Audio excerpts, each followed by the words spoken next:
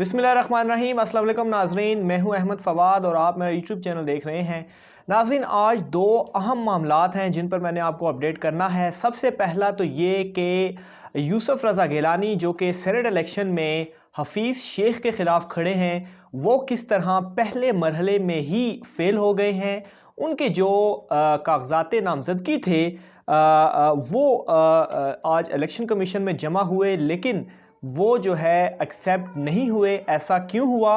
इसके अलावा election commission में आज इस हवाले से क्या कार्रवाई हुई और जो एक नाअहली का फ़ैसला था जो सुप्रीम कोर्ट ने यूसुफ रज़ा गिलानी के ख़िलाफ़ दिया था और उन्हें नाअहल करार दिया था, वो फ़ैसला किस तरह आज इनके आड़े आया है। और जो दूसरा अहम मामला है वो ये है कि जस्टिस काजी फ़ाइज़ ईसा जो हैं उनका जो एक इन चैम्बर में मामलात को देखने के हवाले से जो एक मामला चला था, उस हवाले से असल हक़ाइक़ क्या है। क्योंकि जो वज़ीर-ए-आज़म के हवाले से उनके एक रिमार्क्स आए थे, जिसके बाद उनसे कहा, उसके बाद चीफ़ जस्टिस की जानिब से एक फ़ैसला आया कि जस्टिस काज़ी फ़ाइज़ ईसा जो हैं वो वज़ीर-ए-आज़म से मुतल्लिक़ मुकदमात जो हैं वो नहीं सुनेंगे। और फिर उसके बाद जो एक शेड्यूल जारी किया गया सुप्रीम कोर्ट की जानिब से, और उस शेड्यूल में जस्टिस काज़ी फ़ाइज़ ईसा को जो है वो सिर्फ़ इन चैम्बर मामलात देखने के हवाले से शेड्यूल में लिखा गया, तो उसको काफ़ी प्रोपेगेट जो है वो किया गया।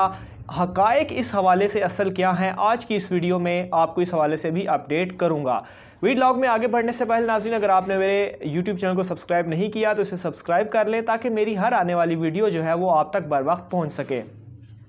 तो नाज़रीन, सबसे पहले तो चलते हैं सेनेट इलेक्शन के ऊपर। तो पीटीआई की जानिब से इस्लामाबाद से जो है वो दो, एक तो फौजिया अरशद और दूसरा जो है वो हफीज़ शेख, उन्होंने अपने कागज़ात नामज़दगी जो है वो आज इलेक्शन कमीशन में जमा करवाए हैं। और पहला मरहला जो है वो उन्होंने क्लियर कर लिया है, क्योंकि जो मुबैना तौर पर इनके हवाले से ख़बरें आ रही थी डुअल नेशनैलिटी की और जो बैंक डिफ़ॉल्ट के हवाले से, तो वो इनके क्लियर हो चुके हैं। और वो जो फॉर्म है वो कागज़ात नामज़दगी जो है वो इनके वो एक्सेप्ट हो चुके हुए हैं और उन पर कोई एतराज़ नहीं हुआ।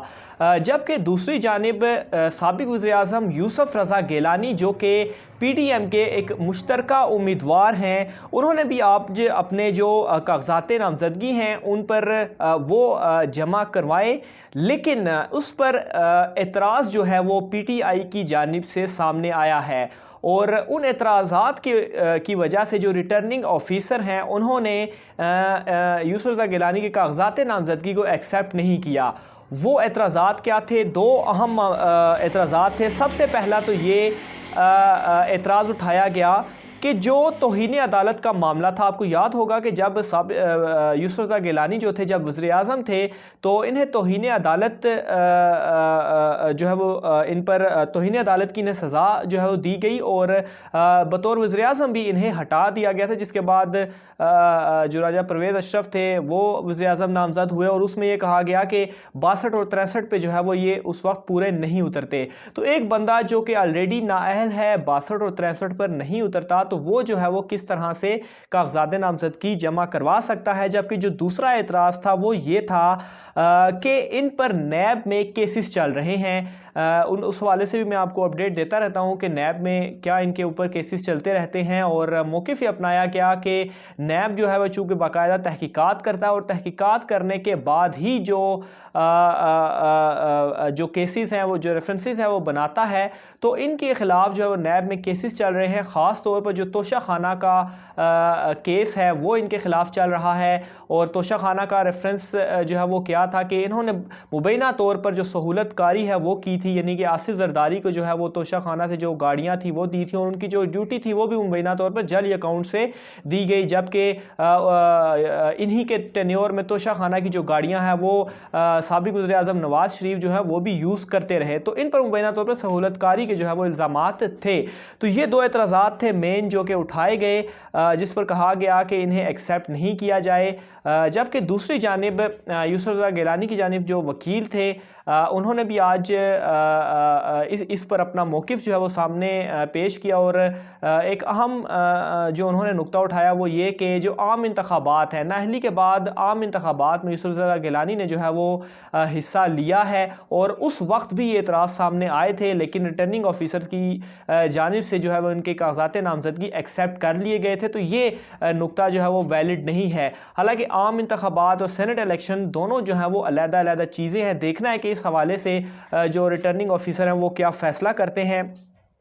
इसके अलावा एक और चीज़ भी यूसुफ रज़ा गिलानी के वकील की जानिब से सामने आई और वो ये थी कि उन्होंने कहा कि अगर इन्हें एतराज़ ही करना था तो पहले कर लेते। आज जो है वो अभी मीडिया में तमाम ये ख़बरें भी चल चुकी हैं और इसके अलावा ये जो है वो सिर्फ मीडिया ट्रायल करने के लिए ये सब कुछ किया जा रहा है, तो इसलिए इनके जो कागज़ात हैं उन्हें एक्सेप्ट किया जाए। इसके अलावा यूसुफ रज़ा गिलानी ने भी आज जब बाहर आए इलेक्शन कमीशन से तो वहाँ पर एक प्रेस कॉन्फ्रेंस भी की और वहाँ पर उन्होंने ये मौक़िफ़ अपनाया कि उनके ख़िलाफ़ भी काफ़ी सारा मवाद था, लेकिन वो ये चाहते थे कि जो हफीज़ शेख हैं जो कि उनके मद्दे मुकाबिल हैं उनके साथ जो है वो मैदान में वो उनका सामना करें। तो बहरहाल ये उनका बाहर आकर उन्होंने टॉक की, उसमें ये मौक़िफ़ अपनाया और दूसरी तरफ उन्होंने आज जो इलेक्शन कमीशन था जब ये सारी कार्रवाई चल रही थी तो वहाँ पर भी एक बात कही, एक ऑफ़र कह लें। उन्होंने कहा कि अगर ये पीटीआई वाले चाहते हैं कि मैं इलेक्शन ना लड़ूं तो मैं जो है वो अपने कागज़ात नामज़दगी वापस ले लूं, लेकिन ये उन्होंने एक तंज़िया, एक मज़ाहन तौर पर कहा था जिस पर कहकहा भी जो है वो बुलंद हुआ उस दौरान। और यानी इसका अगर थोड़ा मतलब निकाला जाए तो वो कहना चाह रहे थे कि अगर आप लोग घबरा गए हैं मुझसे तो मैं अपने जो कागज़ात हैं वो वापस ले लेता हूँ। बहरहाल ये पहला मरहला था जिसमें यूसुफ रज़ा गिलानी जो है वो ख़ासे इस वक्त फंसे हुए हैं। दूसरी जानिब मैं आता हूँ जस्टिस काजी फ़ाइज़ ईसा की जानिब।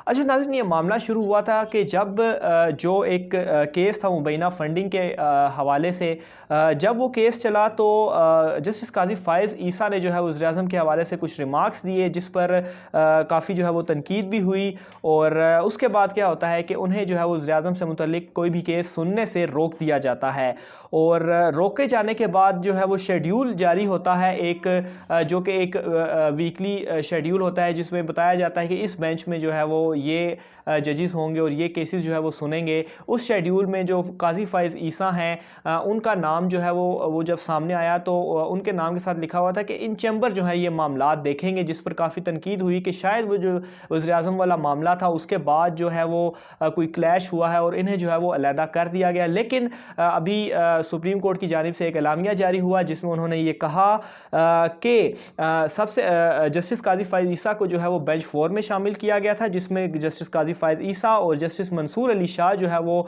शामिल थे। लेकिन जस्टिस मंसूर अली शाह जो है वो कुछ तिब्बी वजूहात की वजह से उन्होंने एक हफ़्ता जो है वो नहीं आएंगे, जिस पर क्या किया गया, उनकी जानिब से नोट आया था जिसके बाद क्या किया गया कि जस्टिस काजी फ़ाइज़ ईसा को जो है वो जस्टिस याहिया अफरीदी के साथ बेंच में जो है वो उनका एक बेंच बनाया गया। लेकिन उसी दौरान जस्टिस काजी फ़ाइज़ ईसा की जानिब से भी एक नोट आता है और उसमें वो कहते हैं कि चूँकि जस्टिस मंसूर अली शाह जो है वो इस हफ़्ते अवेलेबल नहीं है तो इसलिए इस हफ़्ते वो भी इन चैम्बर जो है वो मामलात को देखेंगे।